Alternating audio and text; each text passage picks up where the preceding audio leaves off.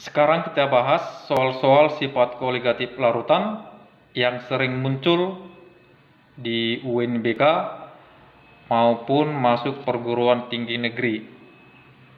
Jadi yang sering muncul pada UNBK maupun masuk perguruan tinggi negeri.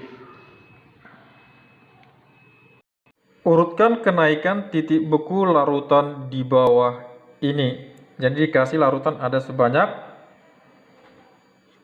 4, A, B, C, dan D. Yang bagian A, CONH2 0,2 molal.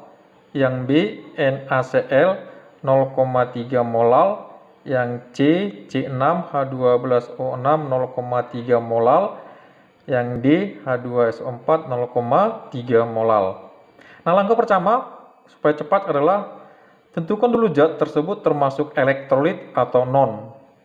Jadi elektrolit atau non. Kalau yang ini CONH2 2 kali itu kan urea, maka dia termasuk non elektrolit. NaCl garam dapur adalah termasuk elektrolit kuat. C6H12O6 itu glukosa, maka dia termasuk non elektrolit. H2SO4 dia adalah asam kuat, maka dia menjadi elektrolit kuat. Langkah berikutnya berarti kalau dia elektrolit harus ada faktor Van Hoff-nya atau I-nya. Ya kan? Apa rumus I? Tetap di sini I sama dengan 1 tambah N kurang 1 dikalikan dengan alfa ya. Inilah faktor Van Hoff-nya. Maka untuk elektrolit kita cari dulu. Alfanya sudah jelas tahu kita karena dia elektrolit kuat, maka ini alfanya sama dengan 1. Ini juga H2SO4 alfanya sama dengan 1. Maka kita masukkan ke dalam rumus. Nah, langkah berikut harus ada N-nya kan? Maka NaCl jumlah ionnya berapa? Na positif tambah Cl negatif, maka N-nya sama dengan 2. H2SO4 2H positif tambah SO4 2 negatif, maka jumlah N-nya sama dengan 3. Oke. Nah, supaya ini tidak kita masukkan kemari, maka ingat supaya cepat, kalau dia alfanya 1, sudah. Kalau alfanya 1, maka I sama dengan N. Itu supaya diingat. I-nya sama dengan N. Jadi, I sama dengan jumlah ion kalau alfanya 1. Oke. Kalau alfa 1 sama I sama dengan N. Nah, itu dapat kita lihat. Ini N-nya 2. Karena dia kuat tadi, maka I-nya sama dengan 2. Ini N-nya 3, maka I-nya sama dengan 3. Kalau sudah dapat, tinggal kalilah ke molalnya. Sudah?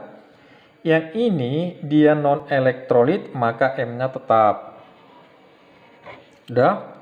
Ini elektrolit kuat, maka harus ada I-nya. I-nya tadi berapa? 2.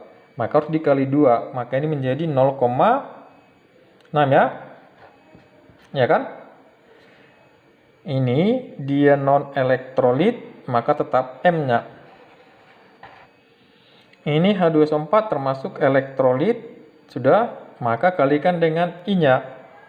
I-nya sama dengan 3, maka kali 3, maka ini menjadi 0,9 ya. 0,9. Jadi sudah dapat datanya. Ada 0,2, 0,6, 0,3 dengan 0,9. Nah, jadi kalau kita ulang datanya ini, maka si A jadi berapa? Si B, si C dengan si D. Si A 0,2. Si B 0,6, si C 0,3, si D 0,9. Inilah data yang sudah ada. Tetapi soal diminta adalah titik beku. Titik beku berarti 0 kurang. Ya kan? maka ini harus menjadi 0 kurang, maka ini menjadi minus 0,2. Ini menjadi minus 0,6.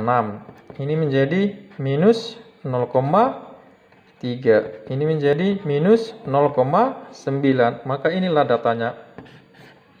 Maka sudah dapatlah kita urutkan dari terendah ke tinggi. Mana yang paling rendah? Minus 0,9. Maka urutannya menjadi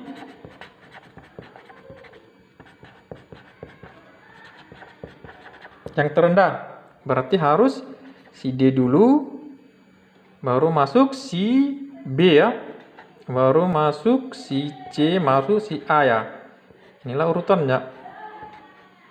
Oke, inilah menjadi urutan titik bekunya. D, B, C, A. D, B, C, A. Berarti yang terendah adalah si D, yang tertinggi adalah si A. Jadi gampang kita lihat. Nah, bagaimana dia kalau titik didih yang ditanya? Nah, kalau titik didih yang ditanya udah beda masalahnya. Ini titik beku 0 kurang. Nah, sementara kalau titik didih ditanya adalah 100 tambah ya. 100 tambah. Jadi kalau ini menjadi kita tambah, ini kalau titik didih ya, 100 tambah 0,2. 100 tambah 0,6, 100 tambah 0,3, 100 tambah 0,9. Maka kalau titik didih yang ditanya mana yang tertinggi? Jawabnya sudah pasti D ya. Ya kan? Karena 100 tambah. Tertinggi, terendah berarti si A. Berarti si A yang terendah untuk titik didih. Jadi ingat, lihat yang ditanya titik beku atau titik didih.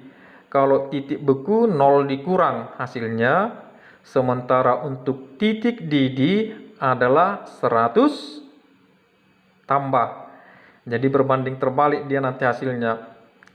Oke, itulah soal kalau dikasih data beberapa molaritas suatu zat. Nah, mudah-mudahan dapat dimengerti. Oke, jangan lupa channel Mr. Jocks _ official. Terima kasih.